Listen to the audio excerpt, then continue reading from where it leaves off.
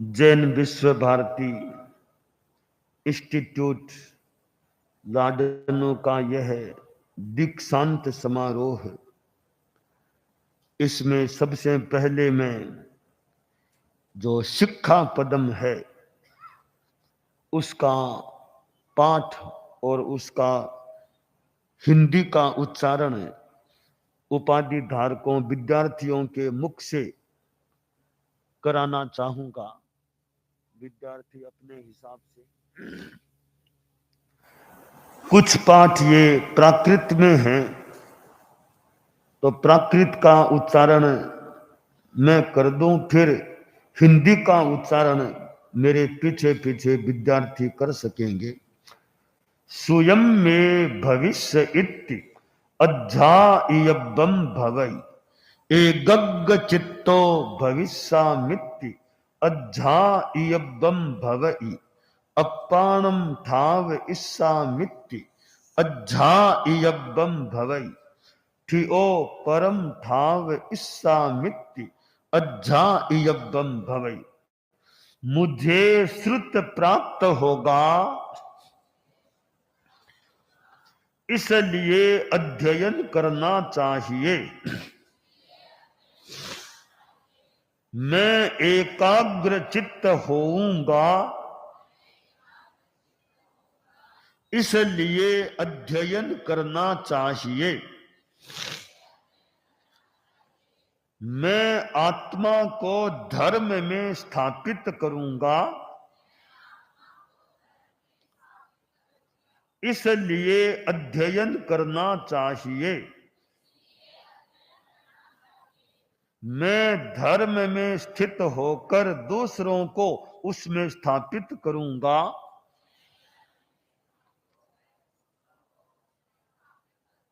इसलिए अध्ययन करना चाहिए। असंजमम परियाणामि जामि, मैं असंयम को छोड़ता हूं,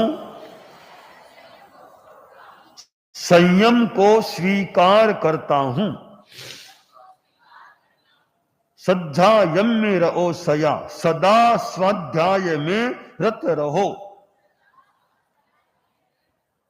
ऋणोपमा ए तब्बम, प्रमाद मत करो। आवेश पर नियंत्रण रखो। सहिष्णुता का विकास करो। आत्म निरीक्षण का अभ्यास करो। अच्छा, शिक्षा पदम में कई संदेश उपदेश दिए गए हैं। आदमी ज्ञान का अर्जन क्यों करे? पहला लक्ष्य बताया गया कि मैं अध्ययन करूं, अभ्यास करूं, ताकि मुझे श्रुत ज्ञान उपलब्ध हो सके। तो प्रश्न होता है, ज्ञान उपलब्ध होने से क्या लाभ होगा? इस लाभ पर हम विचार करें, ध्यान दें।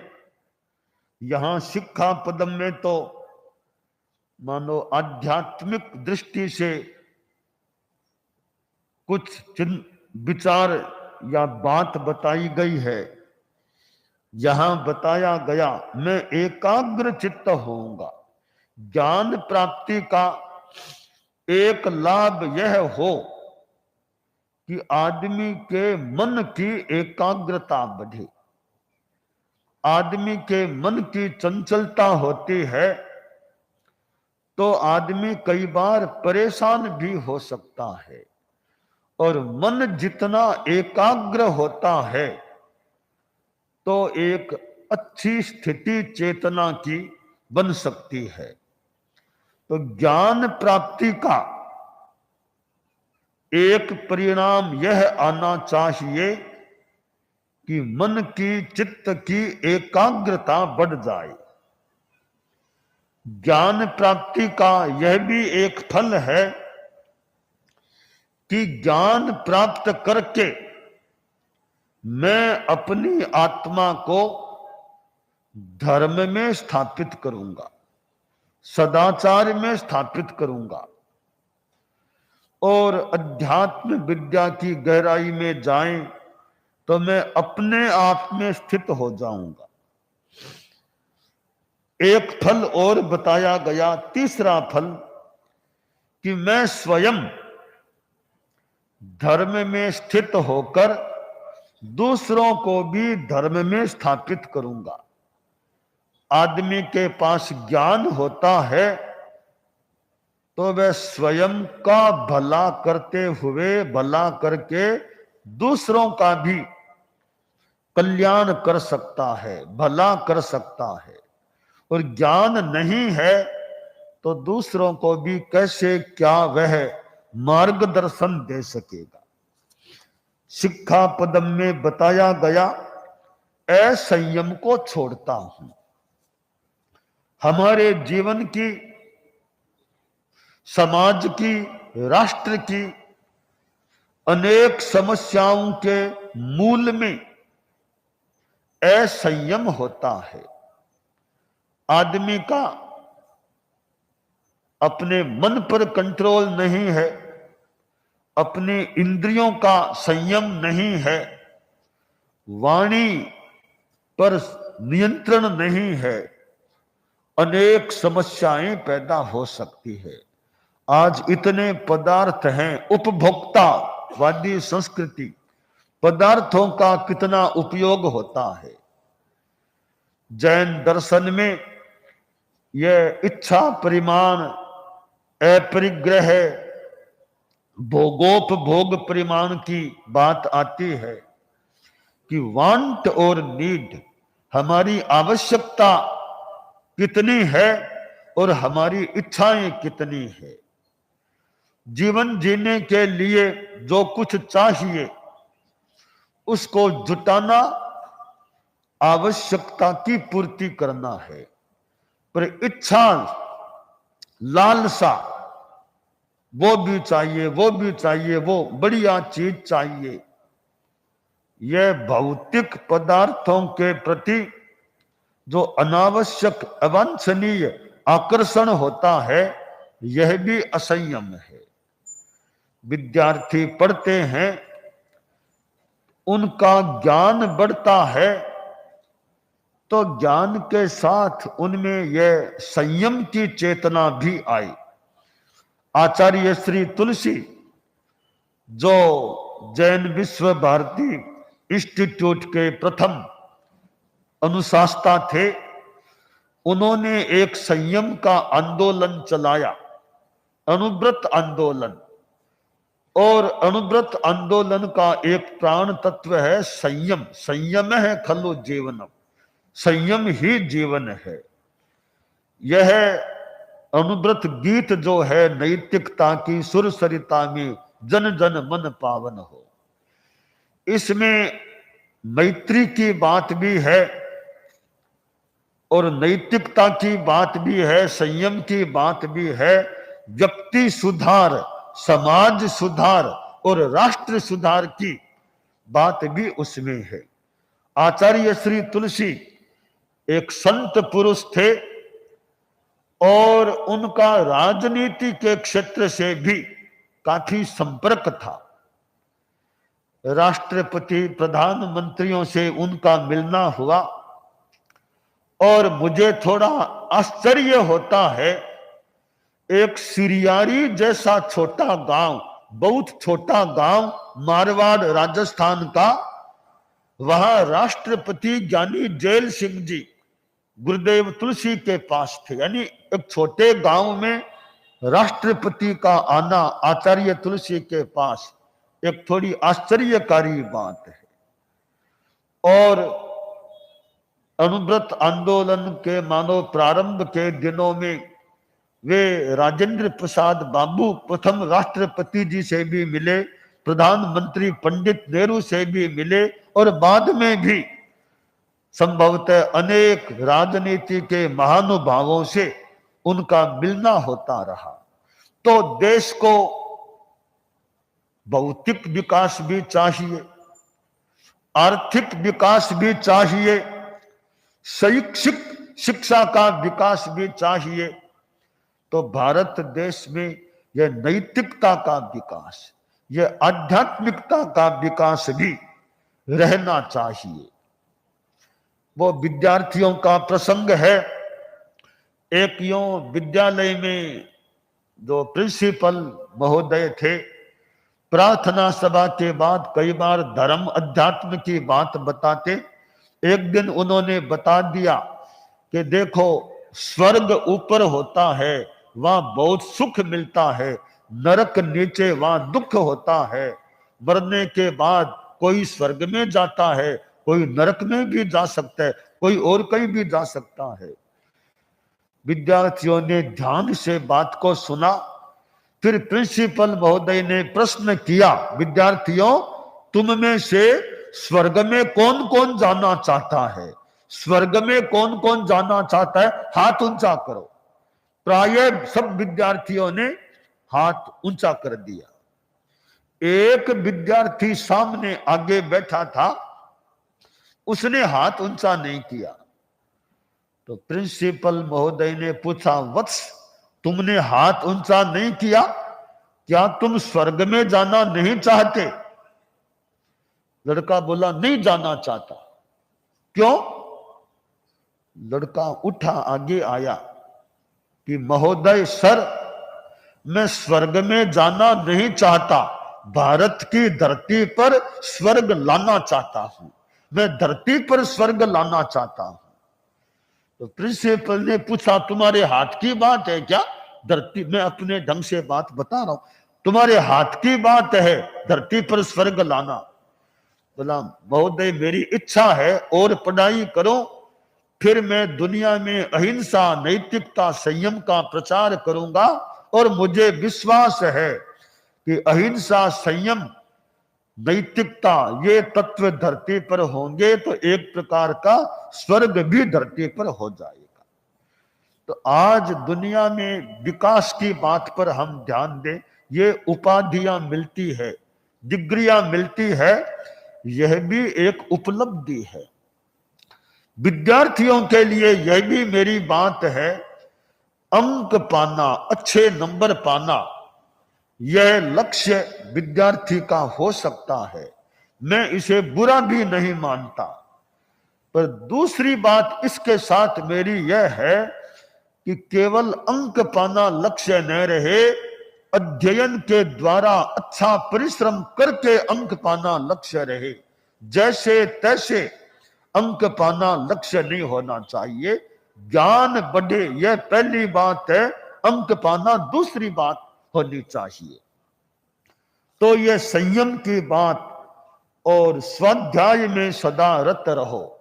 जितना हम ज्ञानाराधन करते रहेंगे तो हमारा विकास भी हो सकता है। प्रमाद नहीं करना चाहिए। आदमी नशे में चला जाए, शराब, ड्रग्स आदि आदि चीजों में चला जाए, तो नशीली चीजें जो नुकसानदेह हैं उनसे बचना चाहिए। विद्यार्थी जो बैठे हैं उनको ऐसे तो अनेक बातें, एक प्रतिज्ञा बताना चाहूंगा कि हम जिंदगी में, यानी जैन विश्व भारती संस्थान के अंदर ही नहीं, जिंदगी में कहीं भी हम शराब नहीं पिएंगे और ड्रग्स का नशे के रूप में सेवन नहीं करेंगे। यह प्रतिज्ञा ले सकते हैं। लेना मुश्किल है तो ठीक है, ले सकें तो लेना चाहिए।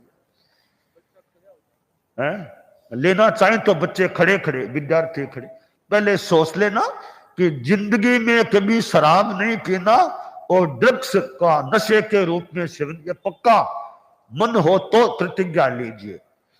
मैं प्रतिज्ञा करता हूं, संकल्प करता हूं कि जिंदगी में कभी भी शराब नहीं पीऊंगा और ड्रग्स का नशे के रूप में सेवन नहीं करूंगा। इस प्रतिज्ञा को याद रखें और जीवन भर पालने का प्रयास भी करें। तो ये दीक्षांत समारोह, ये मेरे दीक्षांत समारोह की एक बात है कि इस नशे से मुक्त रहने का प्रयास हो। आज के दीक्षांत समारोह में शिक्षा मंत्री जी का, धर्मेंद्र जी का भी आना हुआ है और यह राजनीति का क्षेत्र है, बहुत महत्वपूर्ण क्षेत्र है। राजनीति एक सेवा का एक सक्षम बड़ा माध्यम बन सकता है और राजनीति बहुत जरूरी भी होती है। तो राजनीति का ये मौका मिला हुआ है और वर्तमान में यह शिक्षा मंत्रालय प्राप्त है। तो भारत में कैसे शिक्षा में और उन्मेष आ सके, शिक्षा में कैसे गुणवत्ता आ सके, और जो प्राचीन मूल्य है, प्रातःकाल वार्तालाप हो रहा था यहाँ के कार्यक्रम से पहले, मैंने जैन आगम की भी चर्चा की। प्राकृत भाषा या अर्धमागधी जो भी में हमारे जैन आगम हैं, उनका कैसे संस्कृत में रूपांतरण, हिंदी अनुवाद, व्याख्या आदि जो कार्य हुआ है उसकी हम थोड़ी जानकारी दे रहे थे। तो ये जो प्राचीन चीजें हैं और अर्वाचीन भी हो सकती है, उनमें जो मूल्य हैं, इतनी बातें इन प्राचीन ग्रंथों में है। आपने जैसा मैंने समझा कि लोकल भाषा में भी इनका अनुवाद हो तो लोकल भाषा में लोग और ज्यादा इनको पढ़ सके। तो ये हमारी जो संपदा है ग्रंथों की, ज्ञान की संपदा, इसमें जो उपयोगी चीजें हैं वे जितने जीवन में आ सके यथा योग्य, तो जीवन के लिए कल्याण की बात हो सकती है। कुलाधिपति जी श्री अर्जुन राम जी आ नहीं सके, उनका वीडियो जो भी माध्यम से भाषण हुआ। कुलाधिपति जी भी राजनीति में भी है और जैन विश्व भारती इंस्टीट्यूट से भी जुड़े हुए हैं। वे भी अपने ज्ञान के क्षेत्र में विश्वविद्यालय के विकास में अपना योगदान देते रहें, राजनीति के क्षेत्र में भी अपने धार्मिक आध्यात्मिक मूल्यों के उन्नयन की दृष्टि से भी कार्य करते रहें। आज यह मानद उपाधि उच्चतम न्यायालय के पूर्व न्यायाधीश श्री दिनेश जी माहेश्वरी को दी गई और यह डीलिट जो ऐसी उपाधि एक विशिष्ट व्यक्तित्व को मानो सम्मान दिया गया। तो जैन विश्व भारती इंस्टीट्यूट ऐसे विद्यार्थियों को भी उपाधि देती है और ऐसे कुछ विशिष्ट व्यक्तित्वों को भी यदा कदा एक सम्मानित करती है। तो माहेश्वरी जी भी खूब अच्छा अपना धार्मिक आध्यात्मिक उन्नयन करने का प्रयास करते रहें। और कुलपति जी श्री बछराज जी दुगड़ तो कितने वर्षों से, कुछ वर्षों से जैन विश्व भारती इंस्टीट्यूट को मानो एक नेतृत्व वाइस चांसलर के रूप में दे रहे हैं। वे भी खूब इस विश्वविद्यालय, मान्य विश्वविद्यालय के विकास में यथा उचित यथा औचित्य अपना योगदान देते रहें। और सभी प्रोफेसर्स आदि आदि हैं, विद्यार्थी हैं, वे सभी इस मान्य विश्वविद्यालय की गरिमा को अक्षुण्ण रखने का और यथासंभव बढ़ाने का यथा योग्य प्रयास करते रहें। और हमारे चारित्रात्माएं भी यथा योग्य अपना योगदान जहां जैसा देना वो देते रहें। हमारे मुख्य मुनि महावीर जो इसी मान्य विश्वविद्यालय से इन्होंने डॉक्टरेट की भी उपाधि प्राप्त की है, ये हमारे धर्म संघ में मुख्य मुनि के स्थान पर हैं। इन्होंने पर्यावरण के संदर्भ में जैन आगमों में पर्यावरणीय चिंतन पर जो डॉक्टरेट यानी डिग्री प्राप्त की है। तो इस मान्य विश्वविद्यालय से कितने चारित्रात्माओं को, समणी जी को एक मानो आगे बढ़ने का, न केवल तेरा पंथ के अन्य संप्रदाय के जो हैं साधु साधक, तो ये हमारे मुख्य मुनि हैं, मुख्य मुनि महावीर हैं। ये हमारे धर्म संघ में एक प्रशासन में हमारे सचिव के रूप में से काम कर। तो ये आज का दीक्षांत समारोह, तो ये धर्मेंद्र जी प्रधान शिक्षा मंत्री जी का आना हुआ। संभवतः कुछ वर्षों पहले भी एक बार पहले भी मिलना, आज फिर मिलना हो गया, तो शिक्षा के क्षेत्र में और भी राजनीति के क्षेत्र में खूब धार्मिक आध्यात्मिक मूल्यों का भी उन्नयन होता रहे, ऐसा प्रयास करते रहें। और जैन विश्व भारती, जो जैन विश्व भारती इंस्टीट्यूट से जुड़ी हुई है, श्री अमरचंद जी लूंकर अभी अध्यक्ष हैं। जैन विश्व भारती भी अपना अच्छा विकास और ज्ञान के क्षेत्र में अच्छा कार्य करती रहे। सबके प्रति मंगल का।